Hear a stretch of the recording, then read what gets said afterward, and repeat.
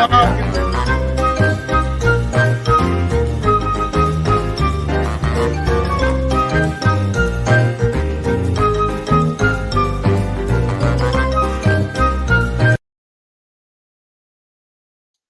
do you say? What do you know? It's the full Monte Sports Show. It is Monday. June 13th, 2022. I am your host, Monte Perez, a.k.a. The Sports Whisperer. We are fired up today. Bringing the gang back. Amarie, Castillo is going to join us, and Brad Ward is going to join us, talk about NFL news, NBA Finals. I'm going to touch a little about the NHL playoffs, some Major League Baseball. We got you covered. Now, for those of you who don't know, I normally do a Sunday show at 11 a.m. during the football season. And then on Monday, we do a recap with the two guests that I just mentioned, my two co-hosts, Brad and Amarie. And we're just switching it up now because of the summer. You know, I don't expect people to stay in on Sundays and watch the show, go out, barbecue, family, beach, pool, etc.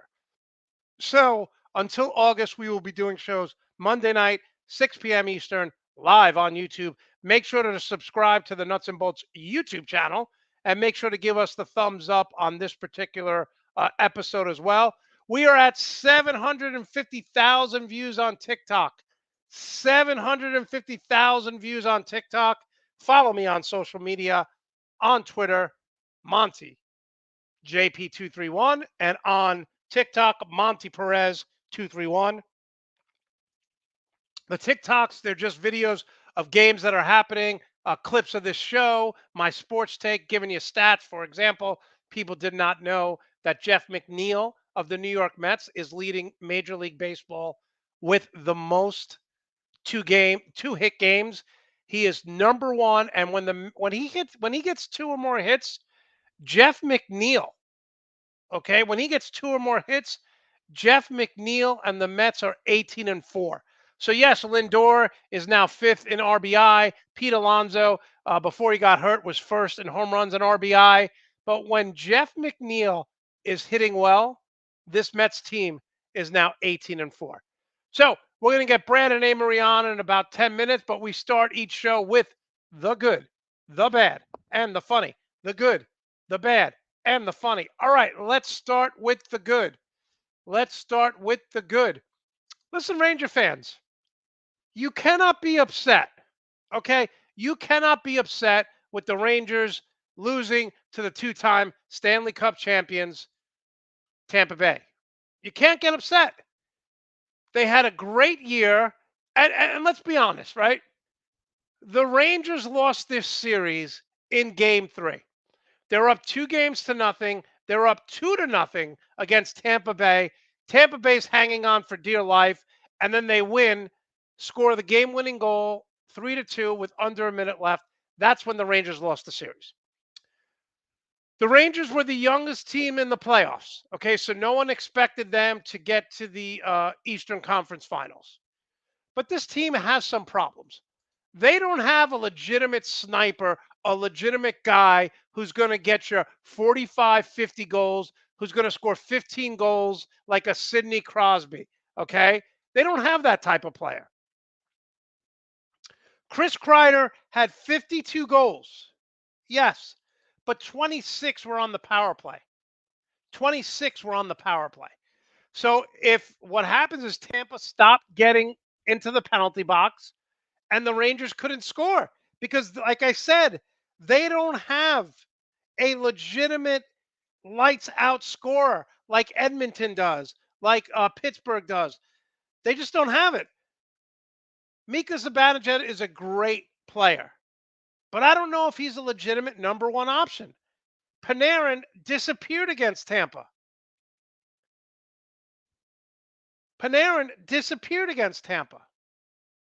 They need someone who puts fear into opposing teams' lineup. Again, you see the guys here. There's a reason both of them are captain. Just flat out great goal scorers. Kreider has never scored more than 30 goals in a year. This year he had 52, 26 were on the power play. But Ranger fans, be happy. You made it to the Final Four. And for all you trolls on social media, let me just say this. I don't care if my team loses, it doesn't affect my life one bit. I am not part of the Rangers organization. I don't bet on sports. So I'm not making money off whether they win or lose. I'm a fan. When the Rangers lost game 6, I looked at my brother and said, "Hell of a year." I put on the Met game. They were playing out in Anaheim. I didn't lose sleep over it. I may get nervous. As soon as the game is over, I don't care. It's entertainment. And again, I didn't grow up an Islander fan when they won 4 cups. I didn't grow up an Edmonton Oilers fan. I love them, the Gretzky, Messi, but they were not my team. I grew up a Knicks, Rangers, Jets, and Met fan. So what does that mean? That means just keep me invested to the season is over. Make the playoffs. And for all you people saying, "Oh, it doesn't matter, they didn't win the cup," do you not know anything about sports? When does a team not make the playoffs other than Tampa Bay with Tom Brady, an outlier? When does a team not make the playoffs and then the following year they win a championship? Doesn't happen. So all the haters who are coming at me, "Oh, the Rangers suck." They were Final Four team. It was a great year, and I'm not losing any sleep over it. Yes, it sucks they lost. I wanted to see them make it to the cup. But again, I have no money invested. I am not part of the organization. If I worked for the Rangers, I'd be 10 times more upset. I'm just a fan, man. And as soon as the season's over, I move on to the next sport. Don't care. All right, so that's the good. Now let's move to the bad. So Anthony Davis came out and said that he has not picked up a basketball since April 5th. That was the last time the Lakers played. Now, someone would say, "Monte, that's not a big deal. He's resting." Really? He's resting. He played 40 games. What is he resting from? He has a history of coming into camp out of shape. He admitted he has not picked up a basketball since April 5th. He played 40 games last year. Now, you might want to sit down for this next 3 things I'm going to say about Anthony Davis. Over the next 3 years, Anthony Davis is going to make 37, 40, and 43 million. And he hasn't picked up a basketball since the season ended. Talk about stealing money.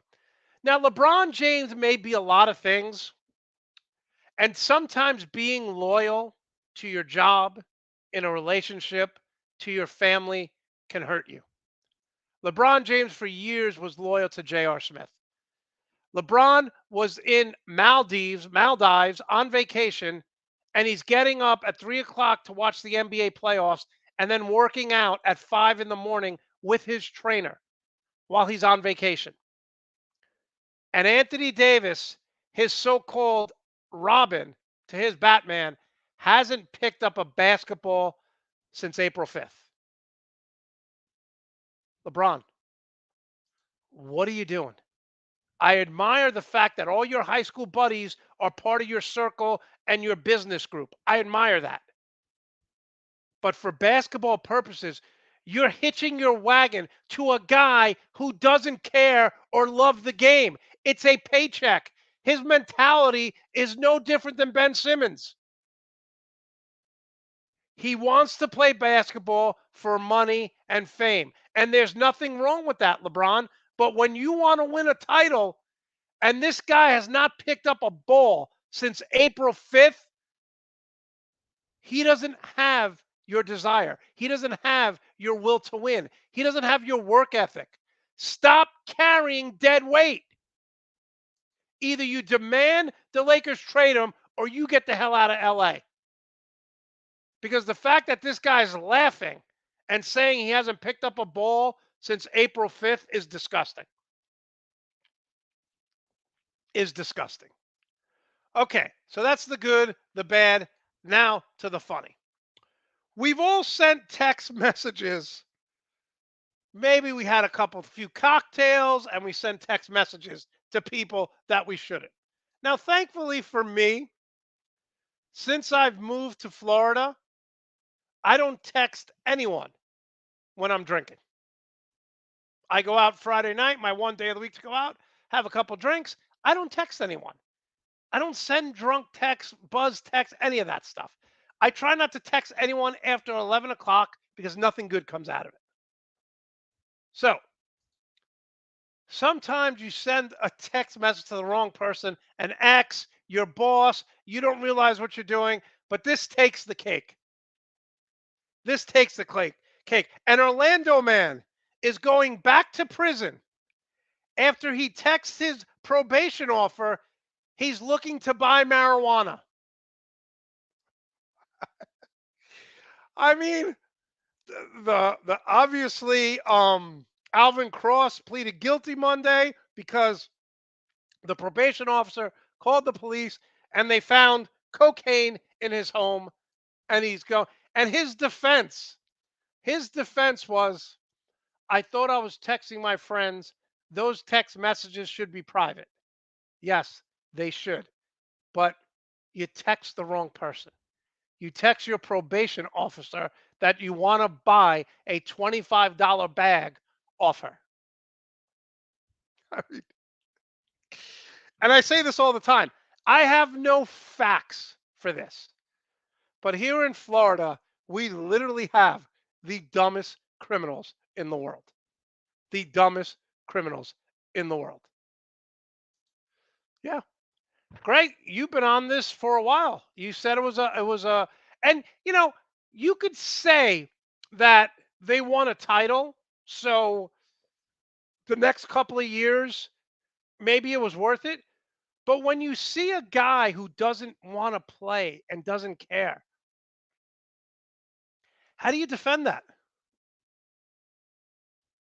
Yeah, you know what? And Russell should get the keys to the city in Oklahoma City. He was a great player. He loved it there. Think about the talent, Julio. Think about the talent that the Oklahoma Thunder had. Paul George, Kevin Durant, James Harden, Serge Ibaka, Russell Westbrook. Think about the guys. That's just a couple. Steven Adams. They have had a plethora of talent in Oklahoma, and they just couldn't win. They just couldn't win. Keep the comments coming. When we come back, Brad Ward, Amarie, gonna join us. You're watching the Full Monty Sports Show live on YouTube. Enjoy 40% off site-wide. Vitable takes the guesswork out of feeling good. Get your own personalized daily vitamin pack safely delivered to your doorstep every month. Take their online quiz to find out which vitamins and minerals can support your personal needs based on your own diet and lifestyle. Hashtag only what you need, nothing that you don't. All vitamins are manufactured in Australia at the highest quality standard. Ingredients come in the best form for their absorption by your body. Enjoy 40% off site-wide using code NBS40 at checkout. East Coast Covers, creator of the Smart Commuter Cover, designs and manufactures custom American handmade quality products. It is the only cover with an adjustable 4-toggle lock-and cord system, which lets you create the fit you want without the need for additional tie-downs. The cover conveniently self-stores when pulled into the attached backpack and also provides a pocket for storing small belongings. Nearly 42 years of riding experience are behind every design with a cover for whatever two wheels you ride. It's funny because Brad doesn't really show his emotions on his face when he's been on the show, but when I talked about the marijuana story, he looked shocked, and when I talked about Anthony Davis not picking up a basketball, he looked annoyed. So you know him from All Eyes on Cleveland. Let's bring on Brad. Brad, first, how are you, Brad? I'm excellent, sir. Happy to be back. It feels like a long time since I've been on here, Monty. It's been a long time, but Brad, okay, so first let's talk about what you just saw, what you just heard regarding Anthony Davis not picking up a basketball. That's absurd. I mean, what is he doing? Like, what are you doing? Like, I just don't understand that. It's very annoying. This is your job. This is your profession. He's not a teacher, right? He doesn't get the summers off, right? Come on, get to work, buddy. I mean, it's not like you had a great year. Come on, he should at least be doing like some sort of weight training to prevent him from being made of glass all year long. Brad, and one of the things that you see older players do, older players come into the league and then they bulk up, and then they realize they got to get leaner, more flexible. We see Carmelo Anthony's body change a little bit. We've seen LeBron say that. We've seen players come in and say, I want to be a little bit lighter. But my thing is, like, his bread and butter is he's a phenomenal shooter. He's a great shooter. So shooters shoot, and shooters can get out of rhythm. Like, he hasn't picked up a basketball. What does that say about, when I take off from sports broadcasting, I'll write one article per week instead of writing 2 or 3. I'll do one show instead of 2. Like, he's not even pretending that he wants to get better. And if you're LeBron, like I said, who lives and breathes basketball, how are you not so furious with this guy? Yeah, you would have to be furious. But, like, look at Steph Curry, right? Like, we see him in the finals now. How many shots do you think that guy puts up a day? Do you think he takes any days off? And they talk about the muscle. You can see the muscle that he's put on. And he's not, like, that's not a guy that would be easy to put muscle mass on. But look at his shoulders. And, like, he's dedicated everything. Like, his time off, they have the money to have a professional trainer to make sure you eat the right things, do all the right things. LeBron spends X amount of dollars on his body in the off season. I mean, that's like dedication, right? So does Anthony Davis really care about being the best player? I mean, I don't think he does. If he did, I think he would have gotten himself in a physical place where he's not injured so often. That would be the first thing I would attend to. And you have to even shooting, point. Okay, that's fine. But like, get your body in the right place where you're not missing so many games every year. Yeah, I mean, and again, loyalty sometimes, if you're too loyal at a job where your boss doesn't treat you right, you're too loyal to your family or your spouse, boyfriend, girlfriend, they don't treat you right. Eventually, you got to look at yourself and say, why am I surrounding myself with people who don't have the same passion or goals that I have? All right, yeah. Brad, let's move on. Let's put up your little Cleveland Brown background here. So much going on, Brad. Let's start with Deshaun Watson. I have 3 questions. We'll take one at a time. Okay. My first question is, and I've listened to your shows, and you've touched on this, and no one, by the way, great job by you for getting people on who understands the intricacies of this lawsuit, because someone like me doesn't really understand. So great job by you. Definitely want to listen to Brad when he's on the air. So my first take is, wow, the Browns really must have hated Baker Mayfield because they did not do their due diligence, and if they did, they still said the risk is worth it. We just want to part ways with Baker. Yeah, I don't think it's like, okay, they hated Baker Mayfield. I think it's that they came to a conclusion that they couldn't go where they wanted to go with him, right? Like, I think Baker can be a successful quarterback in the NFL, but I think it needs to be perfect around him, right? Like, everything needs to be perfect around him. You have zero margin for error when Baker Mayfield is your quarterback, right? And really, you can't win that way consistently, right? He'll be fine.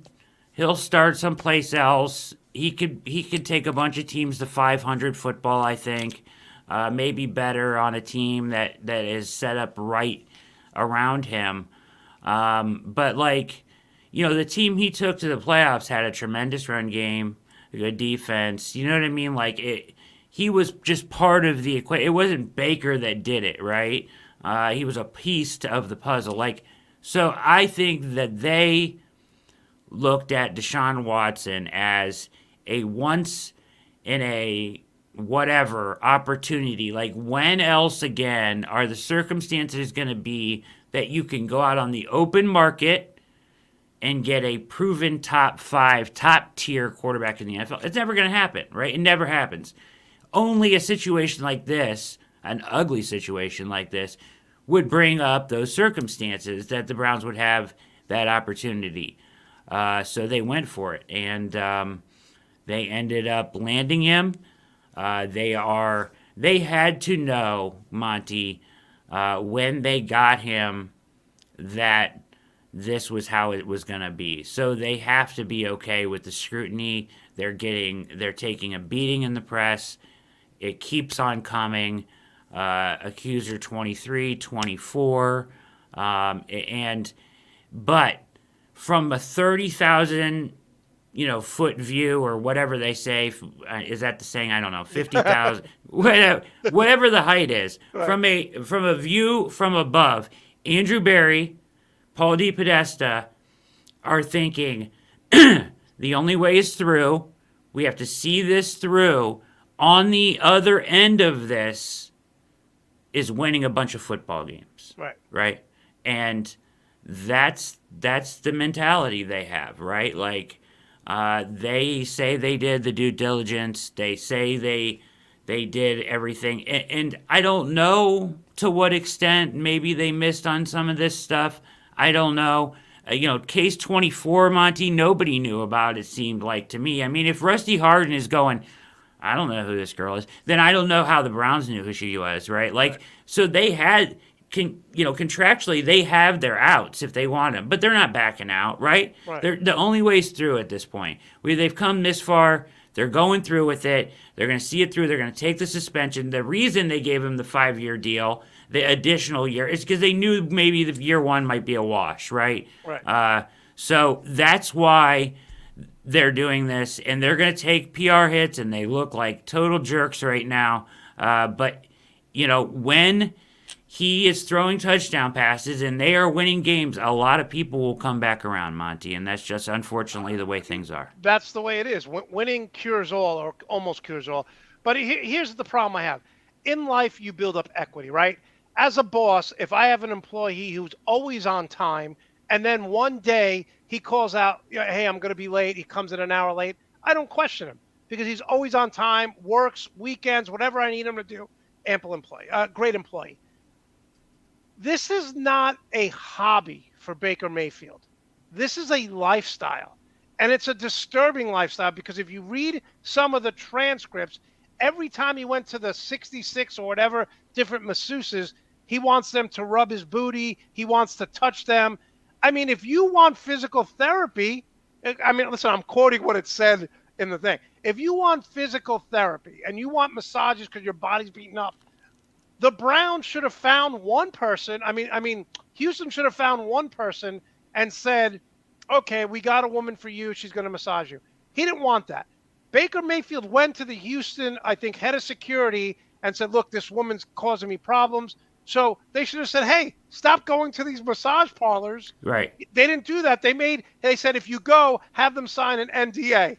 And they got him a membership to the Houstonian, yes. The hotel in Houston, and basically so my point enabled him. You build up equity. He has no equity because it's not one person that's accusing him. It's like if you're accused of sexual assault, if you're accused of spousal abuse, if you're accused of multiple, 20 times, eventually there's some truth to it, right? So he has a problem.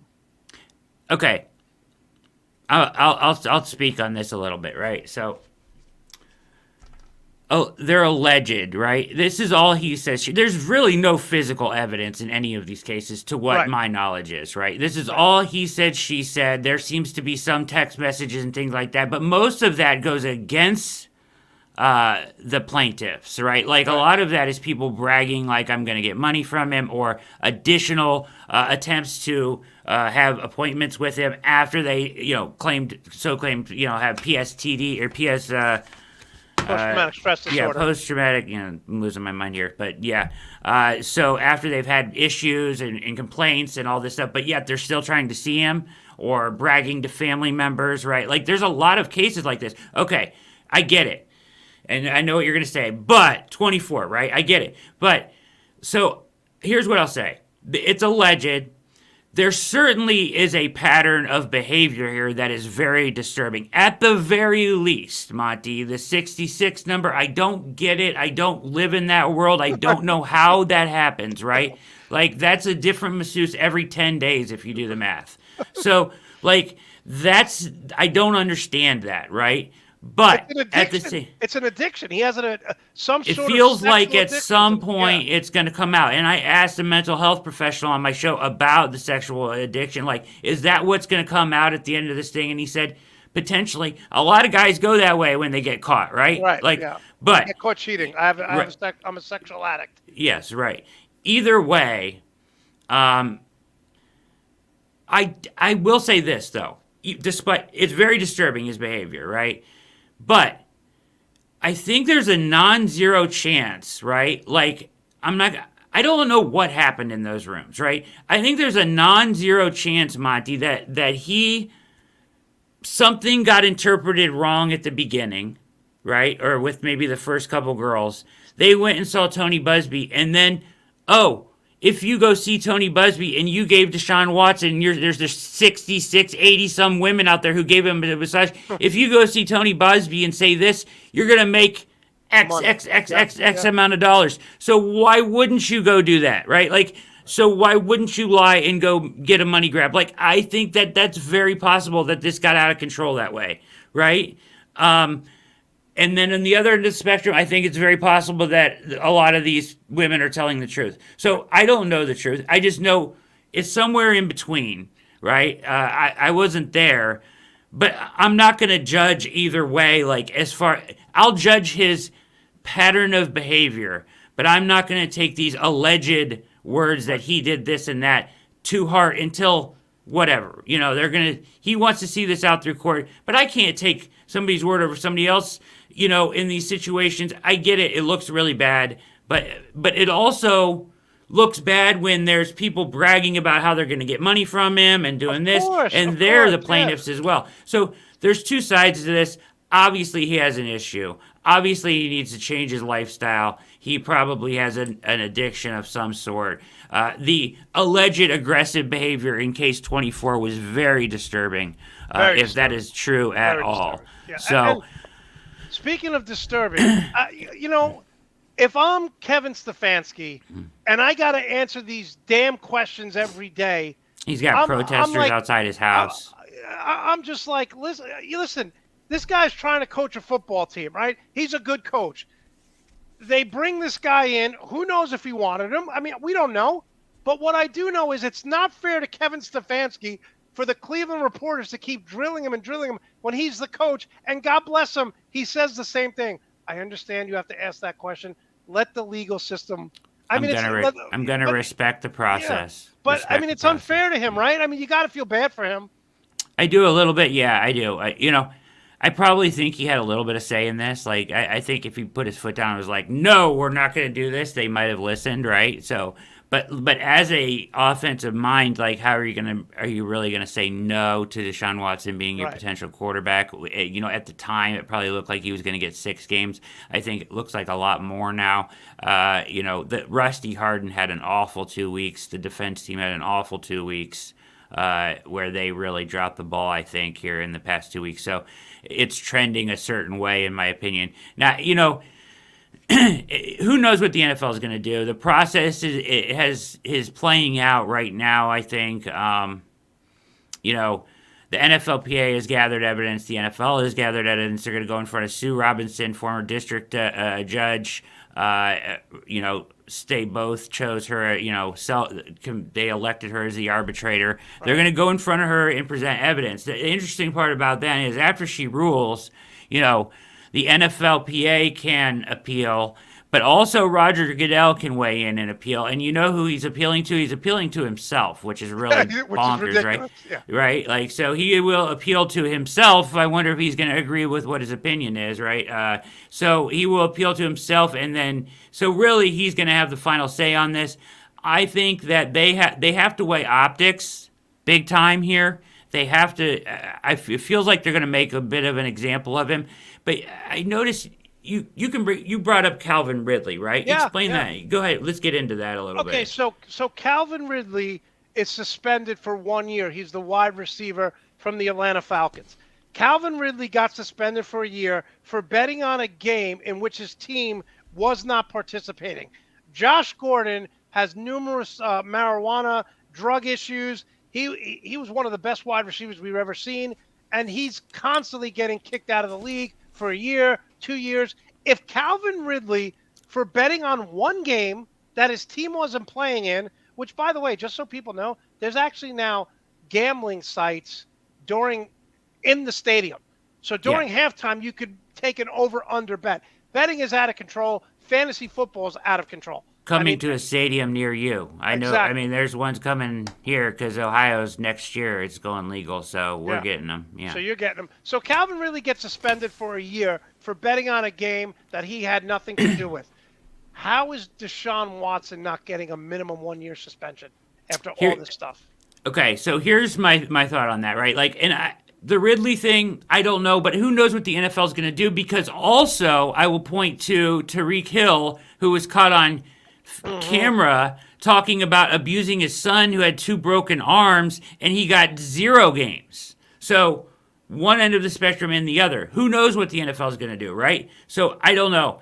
Here's the problem why the NFL, I don't think, can come down so hard. And I think it might be a season. I do. Okay. I'm of the belief that we are at 12 games at best case scenario, appeal to maybe 10, right? Or a season. That's kind of like where I'm at right now. Excuse me. But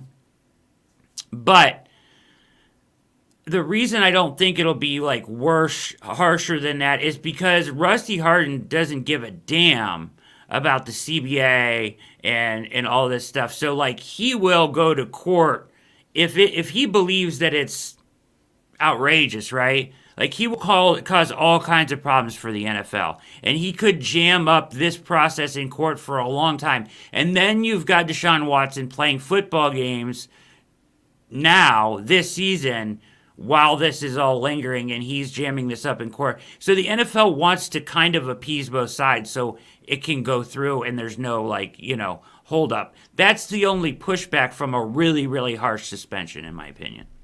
Okay, Steve Rogers brings up a good point here. Where does Baker end up? Because Jacoby Brissett is going to be the starting quarterback if Watson gets suspension. Correct? That's what they're going to do. So that's my belief now. Okay. Now, if he misses a season, a lot of you can make a really good case that both sides would benefit from somehow coming back together, right? Like, where else is Baker going to go? Start now? Where else would he go? Know the offense now? He has to prove something to make money next year, right? So if the Browns reached out, would he do that? I don't know. It might be his best option. Do the Browns reach out? Unlikely, in my opinion. I think they would probably suck it up and go with Brissett at this point. But who knows? If they come down with a season, they may evaluate the whole thing. Them telling him that he's excused from mandatory minicamp is not a big deal because he can't really throw right now anyways, right? Like, so because of his surgery and stuff. Like, he's not totally healthy yet. So come training camp, it's a different story. And by then, I think you'll have an answer from the NFL. So they revisit. I personally think there's no way back. But some people believe that if it was a season, it would behoove both sides enough that they could come to. But how do you bring him back in that locker room? I don't know how you bring him in the locker room after the things he said. Like Clowney came back under the idea that Baker Mayfield's gone. He hates him so much he wouldn't have came back. So, I mean, you're going to really piss off Clowney if he comes back in the locker room. I just don't see how you can do it at this point. I think they end up riding with Jacoby Brissett, who knows? I mean, I think he's maybe good enough to get you to 500 if you play really well. Beyond that, I think that's a stretch a little bit. You know, there's an episode on Seinfeld where George is quitting his job, and he starts yelling at his boss, "You suck, you're a little man, no, everyone thinks you're a joke." And then he comes back to work on Monday and is saying, "I was joking." Like, he's like, "What are you talking about?" Yeah, that's why when you leave a job, a relationship, just stay quiet. Just stay quiet because stuff like this, if they both parted ways, and look, Baker said some things, the Cleveland media said some things, Cleveland ownership said some, and I always say, show me, don't tell me, right? I have so many people who want to come on this show. They don't do podcasts. They don't write articles. They show me you want to be in this business. Like, you're showing me, Cleveland, by going out and getting Deshaun Watson, you don't want him. You know this, Brad. Athletes want to feel wanted. Why do people cheat in relationships? It's not because of sex. It's not because of money for the most part. It's because they don't feel desired. They don't feel wanted. So Baker Mayfield right now needs to feel wanted, and he's not getting that from Cleveland. He's not gonna, in my opinion. Like, okay, so I am of the belief, and according to people that I have talked to, there is a lot of crap that is going to come out about Baker Mayfield eventually, probably after he's out of town. Like, it's not going to be pretty. Like, there's going to be stuff about his work ethic, things that he did in the locker room, things that he said, immaturity here, and there. So when people say, and a lot of people are always like, oh, they want the adult in the room, Deshaun Watson, I think I've said this to you before. Yep. They're not referring to off the field. They're referring to on the field in the locker room. They want an adult in the room, right? So Watson, as a leader in the locker room, he is that, right? Despite his other failings in life. However, Baker Mayfield has had a big problem with that. Like, he has said the wrong thing. He has acted like an ass at the podium. He has walked out after games not wanting to talk to the press. He talked about his head coach at the end of the season. His camp thinks they put him out in Monday Night Football to make him look bad. He's got all this stuff that he has said. It's all a bunch of nonsense, in my opinion. And I think they don't think he worked hard enough. Like, I honestly think you're going to hear those stories come out after he's out of town. You heard to hear, wait till you see him. They're going to come out. Like, when, you talk about when people leave town and they kick them out, as they're leaving, smear campaign, it's going to happen with Mayfield, in my opinion. A lot of people, Browns fans, 50% still love Baker. Right. They still love him, support him, whatever. I have a brother-in-law. He's taken down all his Browns stuff. He's not a fan anymore because of Watson, right? Because he, on principle. Right. So I get that.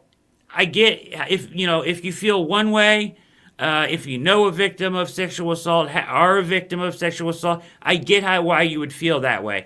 And I also get why people are still fans because for me, Monte, like, I don't think people realize this, but you've probably rooted for a lot worse people than Deshaun Watson and never known it in your life, right? Listen, so that's kind of my point there. But I won't go down that wormhole. But it's the shame of it is we're not talking about football. Like I have to talk about this all the time, and that's the shame of it. Do you know what I mean? Like I want to talk about football.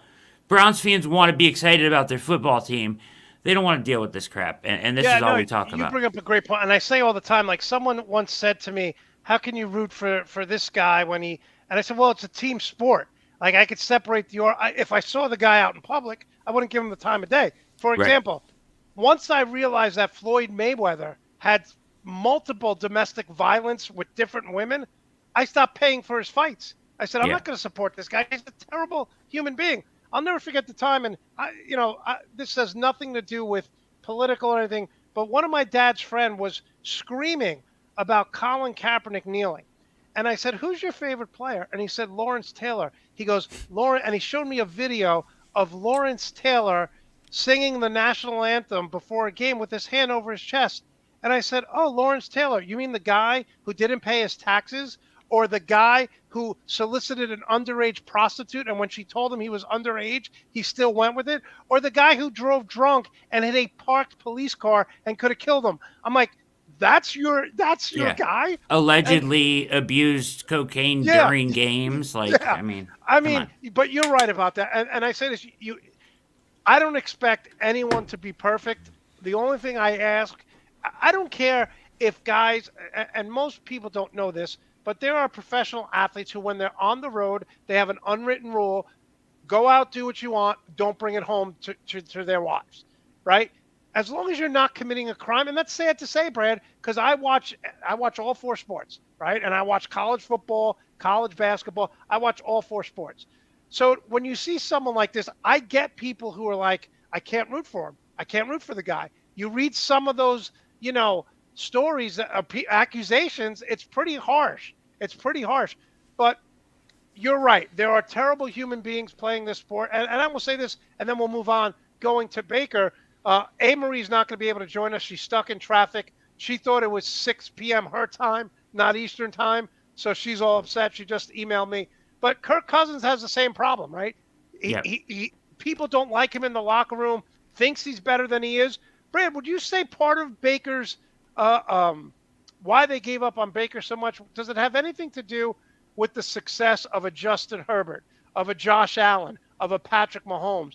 Do you think, or a Kyler Murray, how these guys advanced and basically carried their teams on their backs and developed so early in their first, second, third year? Do you think that had something to do with Baker, the Browns finally saying, hey, man, he's not developing as fast as these other guys? It's got to, right? I mean, it has to. I have to think that has something to do with it. They saw something, and like, listen, I've watched pretty much every single Baker Mayfield throw probably a couple times, right, in his career. Like, I've seen him play really well. Like, there has been, stretches where he's played. He's just very inconsistent. Now, the thing that's not really fair to him is that he was really hurt like all year. Like he was really playing through an injury that affected his throwing motion like big time. Like you try to throw a football when it's out your opposite shoulder, people don't realize it totally affects the way you throw. Like you're almost like shot putting the ball, Right. And more than that, it affected him mentally, right? Like there was guys running wide open all over the place, but he just didn't have the confidence to try to squeeze it in there like the old gunslinger mentality, right? The Favre mentality that everybody says that he had, it wasn't there, right? And he made bad decisions and he was inaccurate. I think it was more of the off the field stuff that pushed the Browns over the edge, to be honest. Okay. I think that it was, personally, I think that they feel that he was just immature. He didn't show the work ethic. He certainly showed the toughness, right? Like, I heard, Chris Sims say it's the biggest screw job he's ever seen in the NFL, what the Browns did to Baker Mayfield. I don't know about that, but, I mean, he didn't really get a fair shot. There are years ahead of this to evaluate, so it's not like they just evaluated this year. He has been inconsistent, good year, bad year, good year, bad year, but this year he was really hurt. I think they could have tried one more year, but the problem is the opportunity that comes up with Watson for the Browns. I mean, the one thing that they showed me in all this is they really want to win. They really, Haslam really wants to win. So, and that brings me to my next point, because let's say Jacoby Brissett, who's a serviceable quarterback, and I think Stefanski's a very good offensive-minded coach. Give us your top four if Jacoby Brissett is starting all 17 games in the AFC North. Who is your top four? How does that division play out? Because the Bengals went to the Super Bowl. I think Pittsburgh is better. And I don't know how you feel, but I think the Ravens did a hell of a job this offseason. You think Pittsburgh is better than what? Than they were last year. I really do. Okay. Why? Well, because Big Ben was a shot fighter. Big Ben was Peyton Manning his last year. He couldn't throw the ball 20 yards. They were so limited offensively with Big Ben, it was disgusting. I agree. They're probably better than last year, but I'm not a huge fan of Kenny Pickett or Trubisky at this point. Okay. I don't like their quarterback room very much. I have the Bengals, the Ravens, the Browns, and the Steelers. Okay. And that is accounting for a Watson suspension. If he was playing all 16 games, I would probably go Bengals, Browns, Ravens, Steelers, in my opinion. Okay. So you think the Bengals weren't a one-year wonder? No. I think that they're good. I think that they got better this offseason. I think they had a really nice offseason, actually. I think they did a lot of good things. They added to that offensive line. They solidified their defense. They did the right things this year. For the first time in a long time, it felt like they did the right things, It's amazing because the Browns and the Ravens, who've had years of just futility and not doing the right thing, okay, let's forget about Deshaun Watson here for a second. Yeah. But they're both building their teams the way they should be built. through the Yeah. draft, smart free agency, not overpaying for guys. So we'll see what happens. All right, I like the Colts. I really like the Colts in the AFC North. I mean the AFC South. I think the Titans take a step back. I think Yeah. Houston's going to be terrible. So are you buying all the hype with Matt Ryan and this team being a legitimate playoff team? I here's the thing. Like I watched Matt Ryan at the end of last year. He looked cooked to me. Yeah. He looks so cooked. Like I don't know even if he has the arm strength to do it. Like the Colts keep getting these guys that are like it's a carousel. Every year they have a different quarterback. What the hell's going on over there? And it's like they got a good roster and they're just playing musical chairs at quarterback. I don't think Matt Ryan's the answer in Indy. To be honest. I think he's at the end of the line. I was very, I expected him to be the same old Matt Ryan last year, and he looked old and But his Brad, arm looked weaker. Jonathan Taylor could be the best running back in the NFL. Sure. They do have talent on both sides of the ball. Sure, it's the part of the reason the Browns did this, and I'll tie this back to this, is because the league is changing, Monty. Like the Browns have a great running game too. But it only takes you so far. You got to be able to throw in this league. Yeah, got to be able to. I mean, it's a vertical passing league. Okay, give us one or two teams from the AFC and the NFC who you think, oh my goodness, this team's going to really explode this year, kind of like the Bengals did. They don't have to get to the Super Bowl, but teams that are going to be very good next year that you should watch out for. I think in the AFC, I like the Raiders a lot.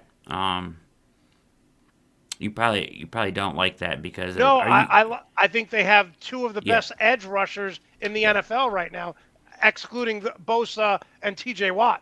Yeah, I like the Raiders a lot. They added a lot of talent, and Derek Carr, I think, can win when you have a Devontae Adams out there, right? Like, I think that changes him a little bit as a quarterback to have a weapon like that. New coach, right? So... I like the Raiders a lot. I think the best team in the AFC is the Bills. I think it'll be really interesting to watch Kansas City, who is going full money ball, right? Like, they have gone full money ball. Like, we'll pass on Tyreek Hill and we'll try to replicate his production with Juju Smith-Schuster and blah, blah, blah, blah, blah, right? Like, it's crazy, right? Like, and a lot of teams have done this, and I wrote an article about it before the draft. But I mean, it even happened during the draft with Tennessee, right? Like, teams don't want to pay the high wide receiver number. They want to take a rookie and try to replicate that. But not everybody is going to be the Vikings. I'm sorry. Not everybody's going to hit Justin Jefferson, who just comes in and does the same thing. So I think some teams are in for a rude awakening, including Kansas City a little bit, to be honest. And now, Andy Reid is a genius, but I understand why they're doing it. But I don't think Tyreek Hill is the kind of player that you can replicate. Like, he's special, right, to me. Right. So we'll see what happens there. But I think the Bills are the best team in the AFC. If we look at the NFC, I like the Niners a lot this year. And I think the Rams are still the best team. Okay, so that brings me to my next point. Yeah. Hang on one second. Let me get this up here. So that brings me to my next point. I look at the Rams. And I say to myself, they're paying everyone. They're paying everyone hundreds of $1 million. Either they remind me of John Nash, Russell Crowe in the movie A Beautiful Mind. How do they afford to pay all these guys? They have Aaron Donald, Jalen Ramsey, Cooper Kupp, Matthew Stafford. They just signed a Robinson. How are they doing all this? And someone just came out with an article saying they're actually saving money by signing all these guys. Yeah, because, so the NFL, it's interesting because, like, the Saints did this a couple of years ago, right, where they went all in and they kept re-signing everybody and bringing talent in when they had Breeze in his, twilight years, right? And they kept doing this, and everybody's like, oh, man, the cap is just going to smack them in the face in a couple of years because they're kicking the can on everything, right?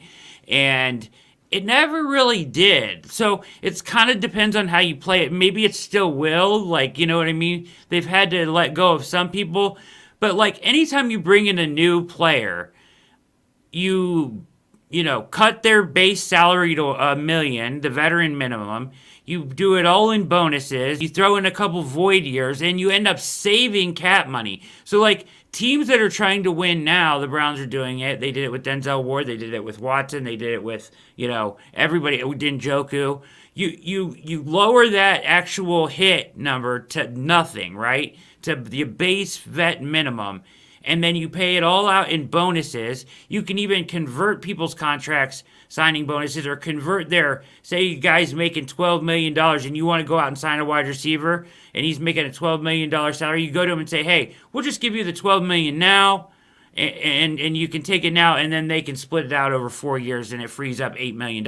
So the cap can be worked in so many different ways that it makes sense, but eventually it'll come back to get them. At some point it'll come back to get them, and they'll have to cut bait, but now is not the time. They're in the window. So when you're in the window, the cap is nothing, right? Like, you can work around the cap all day long.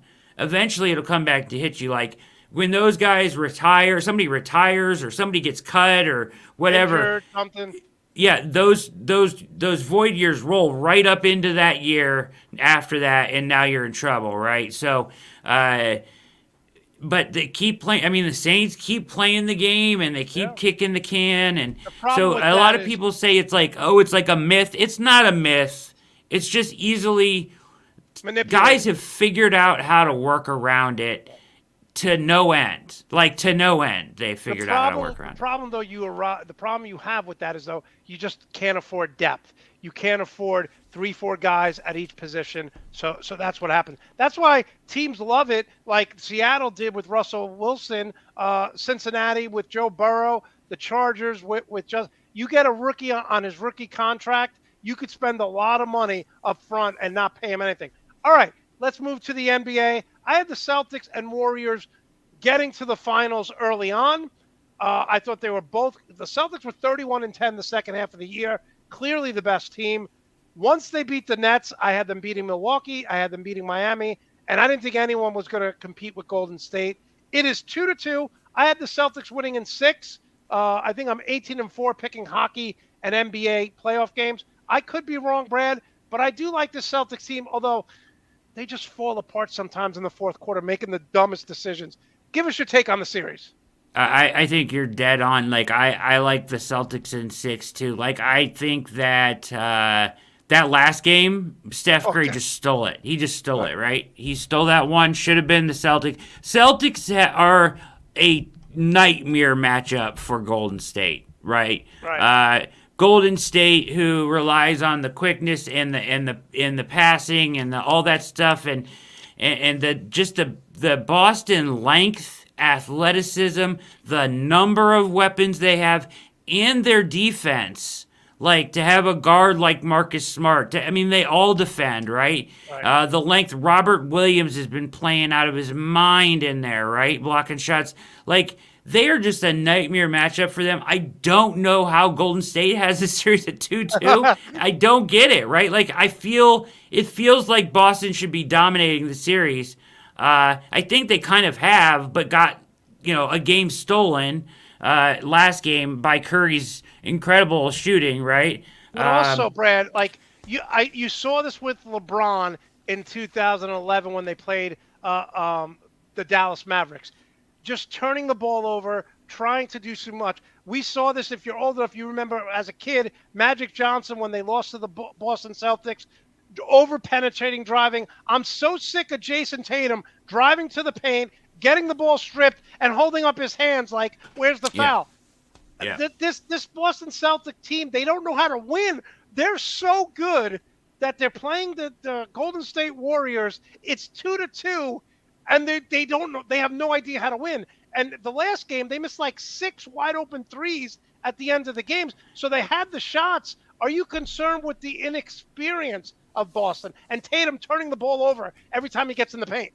Yeah, I mean, it's a concern, right? The turnovers are a concern, and the finishing is a concern. But they did. I mean, Game 1 and 3, Game 3, they just took over. I mean, they went and won that game, right? Like, so they have it in them to do it, and I think you're going to see it. Like, I think they're going to win tonight, and I agree with you. I think they're going to win the next 2. I just think they're a better team, Monty. I do. They don't have the experience, really. I would have the ball. I mean, the end of that game drove me nuts. Me too. Marcus I went Smart crazy. had 2 wide open threes, but then after that, like, they have such good ball movement, and their offense is so efficient the way they run things. But then they go why do teams go ISO in the final 2 minutes? Work your sets and run what you've run all game long. You know, they get away from it, and they took all threes. Like, they're down 3. You didn't need to take threes. Go to the basket. Get 2 and play defense. Like that, it's crazy, man. That game bothered me. I'm laughing because my dad said to me, he said, he's talking about like days later. He's like, I don't understand. He goes, they're driving all around, passing the ball, and then they just said 5 guys on the perimeter, and they're jacking up threes when they're down 2.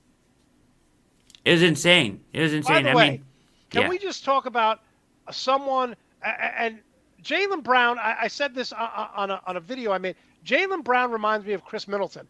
He doesn't do anything great. He does everything good. You look up at the stat sheet, he's getting you 25, 7, and 7. But I love the fact that Marcus Smart came into this league as just a defender and like a bruiser, and he's had to develop his game year in, year out. He's not the traditional point guard, Brad, but he's really improved his game. He's excellent. I mean, he's excellent. He's the best guard defender in the league, and he has an offensive game. I mean, his shot has come around. He gets to the basket. He makes all the right passes. He's excellent. Marcus Smart kind of is the glue that holds them together, in my opinion, and Horford too, right? I mean, how big has Horford been? Now, he disappears at times. Yeah, he disappears at times, but he has been absolutely huge at times. And they just have a really, really good team. Like, they are loaded with talent, and I hate Boston teams, right? But I find myself rooting for this team because this team is not like, and I'll always hate the Warriors more because of the Cavs-Warriors rivalry, right? I know Draymond brought that up the other day about the Cleveland fans versus the Boston fans, and he was trying to, pit them against each other, all that stuff, whatever he was saying in the press. But this Boston team is actually pretty likable. I mean, they are. Tatum doesn't have a huge ego. Jalen doesn't have a huge ego. None of these guys are acting like an ass out there. I hate the Warriors. Like, Steph Curry is amazing, but I hate his little shimmies and all that crap. I hate that stuff. And Draymond is such an ass on the floor. By the way, can we just stop? With people saying that Draymond Green's a Hall of Famer and comparing him to Dennis Rodman? Dennis Rodman was a great defender and a great rebounder. Draymond Green is not great at anything.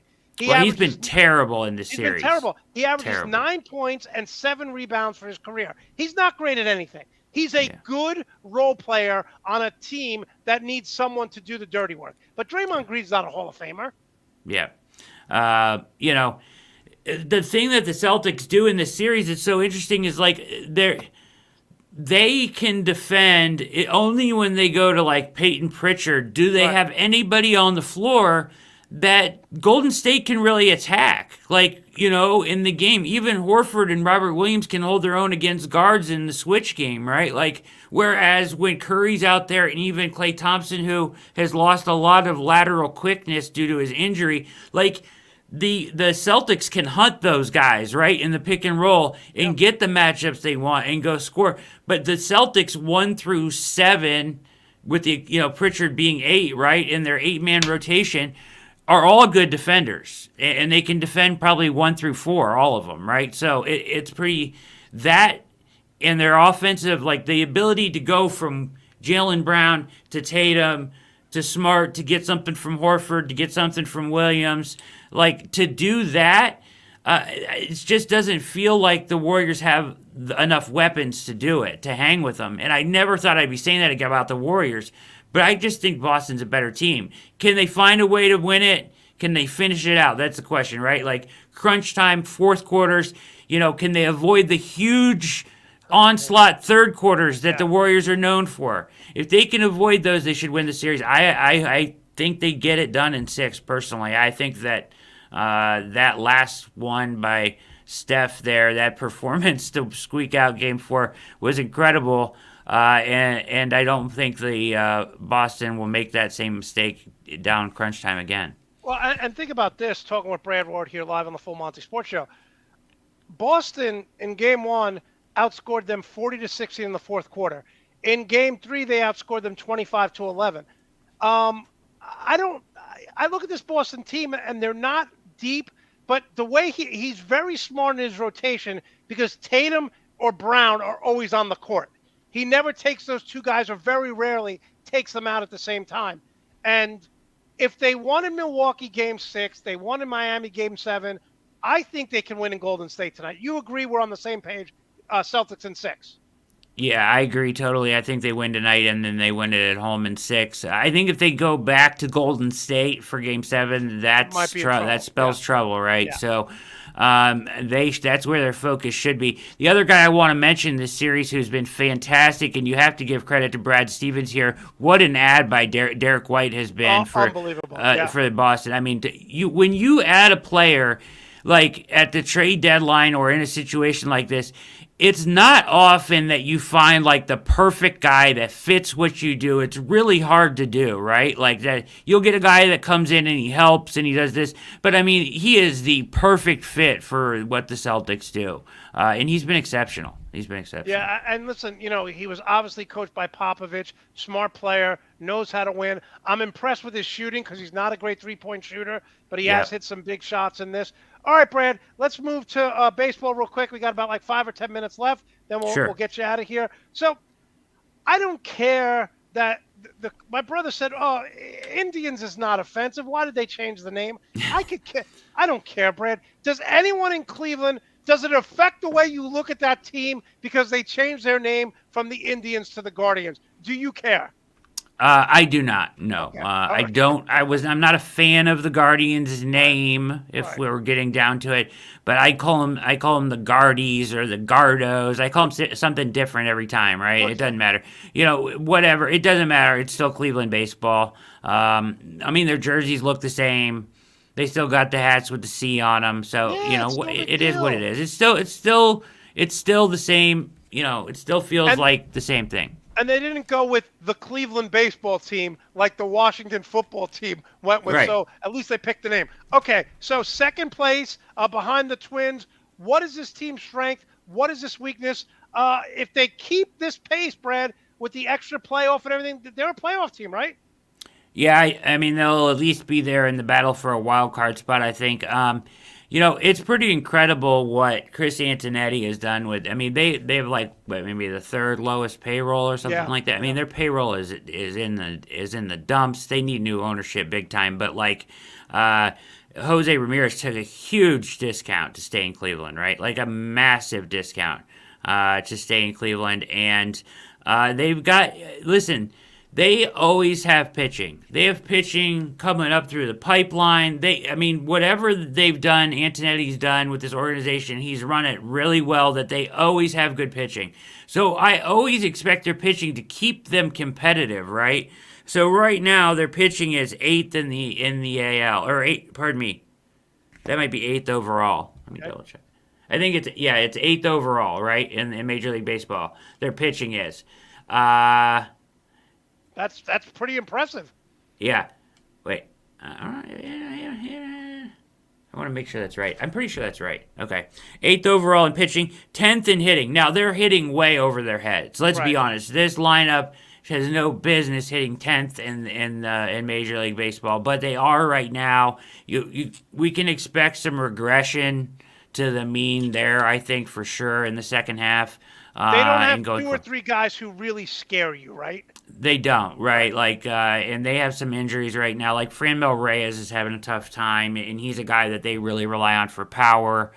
He strikes out at an absorbent amount, right? Like, it's just a crazy. But they have some guys that have stepped up and are hitting, and they play fundamental baseball. They pitch. They play defense. They get the right hits. They move runners over. That's just who the Guardians and the Indians before this have been. That's that's just kind of the baseball that they play under Francona, right? And they're not over talented, but they've got one really excellent player and they've got some really good arms. And that keeps them competitive, and so they're fun to watch. So at the trading deadline, they're going to be buyers, correct?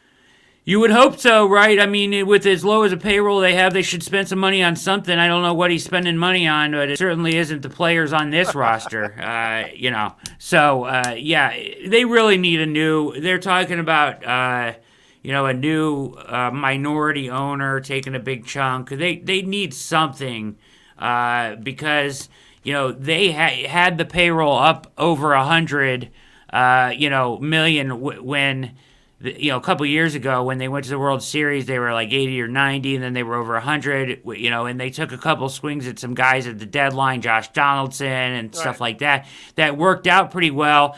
But this team, I didn't expect them to be 2 games over 500, 60 games in. I'm happily surprised. I knew the pitching would be good. It can even be better, too, actually. But I think the hitting will regress. And I hope he makes a move at the deadline. They definitely need another bat. So, one of the things I love about the Mets this year is they're 18th in home runs, but they're first in runs because they're playing small ball. They're under Buck Showalter. They have productive outs. So, they sacrifice. They move the runner over.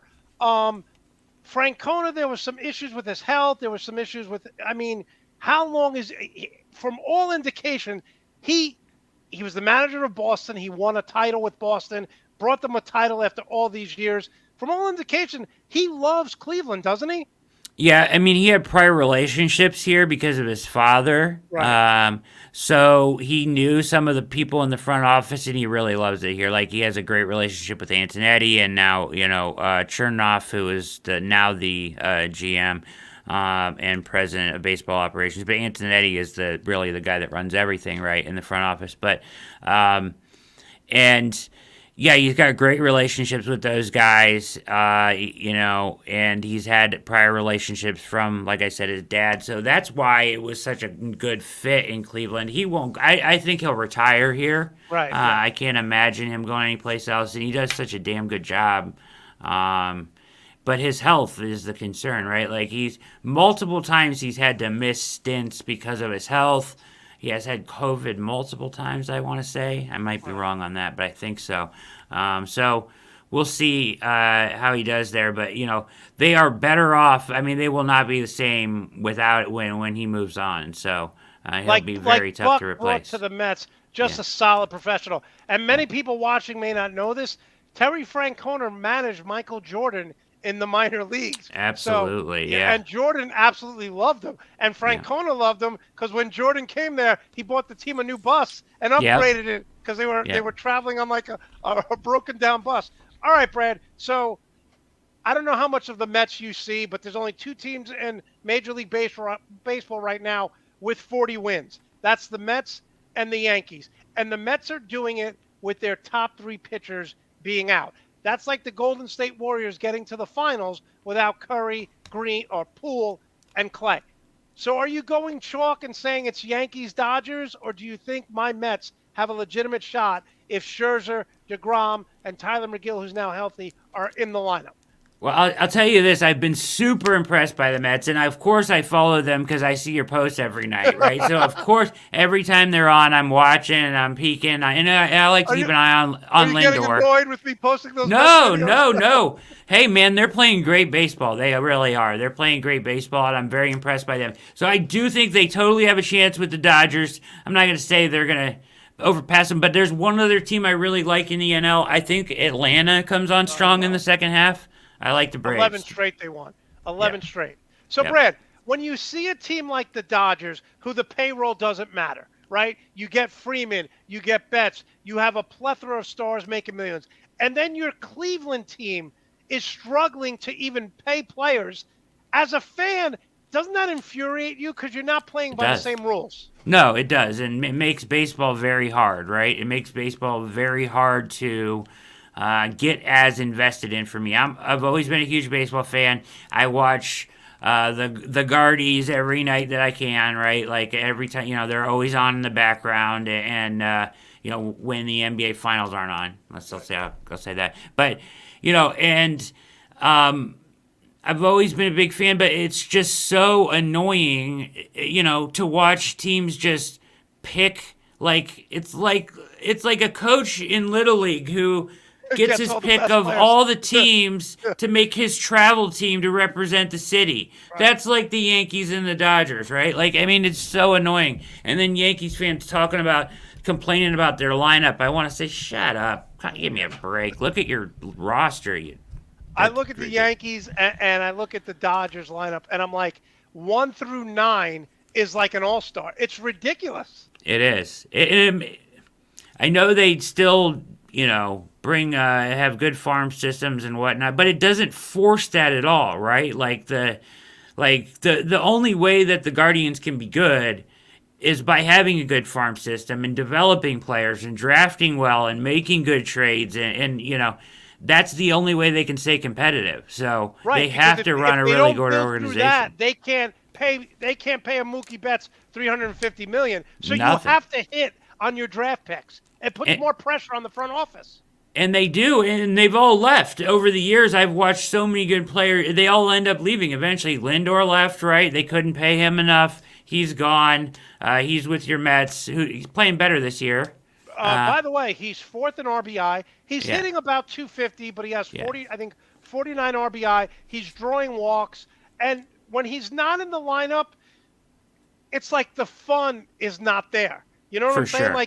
He's a great fielder. He builds everyone up, always smiling. Lindor's going to have probably 25 stolen bases, 20 home runs, 100 RBI. That's all I want from the guy. He's been very good.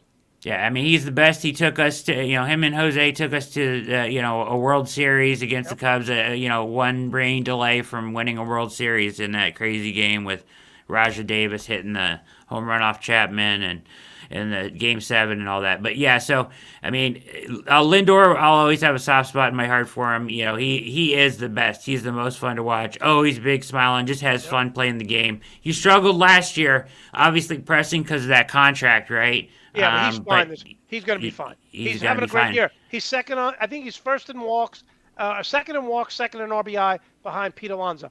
All right, I think Brad. His average will come up too. So you're still going with Atlanta Yankees? Is that Atlanta's won 11 in a row? They're so annoying. They are. I'm actually going to go. I'm going to go Mets Yankees. Let's do that. All right. Thank you, Brad. I appreciate that. Yeah. I appreciate that. Let's hope because Met fans, it's been so long. I will say this, Buck Showalter, just the little things every day. The guy's a solid pro. He pays attention. There was a rule that no one knew against the Dodgers, and you may not think it matters, but it just shows you what a great baseball man Buck Showalter is. The Dodgers tried to bring in one of their position players to pitch in a blowout, but you could only bring him in after 6 runs, and the Mets were up 5 in the 9th inning. So Buck Showalter came out, and the umpires were like, yeah, we kind of knew, but we just let it go because the game was a blowout. And Buck's like, no, you don't let it go. So just little things like that. Buck wears out his welcome because he's so overbearing and on everything. But I think for the next 2-3 years, the Mets will be in great shape. And, okay, Brad, how can we follow you? How can we support you? Obviously, Amarie, got caught in traffic. She's all upset. She thought it was 6 p.m., her time, not my time. So how can we follow you? How can we support you? All Eyes on Cleveland podcast, right? Got full-time brought on from their Blue Wire Hustle, which is like their, starter podcast, and I got brought on full-time to Blue Wire podcast. So I'm on there. There's some really famous, ex-players and coaches and stuff with podcasts on the network as well. They gave me a new logo. I don't know if you've seen it. Love the new logo. So, yeah. They did it up nice. So, yeah, and I'm redoing the studio here. We're going to put a little, that there and get back to the YouTube shows. But I've been doing just audio right now. Well, I was going to ask you, are you going to get back to that? Yeah, of course. With the new logo, I had to do, new intros, new outros, all that stuff. So, I think I've posted a couple of the intros online, and stuff. So we're close here. Going into training camp, we're going to go back to the YouTube shows. But yeah, I've been doing the audio stuff and covering Deshaun Watson, and this thing has been crazy. I had a lawyer on from Yes, yes, I listened to California, that. Jeremy Evans, and then my boss at the Browns Wire, where I write USA Today's sports media groups, the Browns Wire, is also a mental health professional, so he was excellent as well on the topic. So, so just follow me at Word on Sports on Twitter. You can go to www.alleyesOnCleveland.com, the website, become a member, be a member, get the newsletter, all that stuff, and read me at the Browns Wire, USA Today. By the way, Laura, I do have a Ranger banner hanging up right there, and I have a Ranger mug. Just got to get some Met stuff now. It's been a Yeah, long time. It's been a long time since I could be a proud Met fan. yeah. But I do have the MLB package, so I watch all the games, and it's fun. Except West Coast when you don't want to stay up late and watch Yeah, those West these games. finals games. Why they have to start them at 9 o'clock at night? Come on, Monty. I got to work in the morning. What No, the it's hell's going ridiculous. on And out then here? and then if it's a good game, you're so wired after the game ends at 12:30, you don't go to bed till 1:30. It's craziness. No, It's it is craziness. good. All right, Brad. Love having you on. Thanks so much. See you down the road. Thank you guys. Appreciate it. Appreciate Great nuts job. and bolts. Great job by Brad Ward. Always does a great job. So, just gonna again, we're gonna try to do this on Monday nights, just because we don't want to do it on the weekends during the summer when people are barbecuing, when people are having a good time. So, my extra point tonight is real quick. So, I have a lot of people on social media who are saying I'm a Steph Curry hater. Let me just say this. In 2014, I wrote 3 articles. I started a blog. And I was working a full-time job. I was just, writing for my own pleasure. And my first article was about the Knicks and how terrible they are.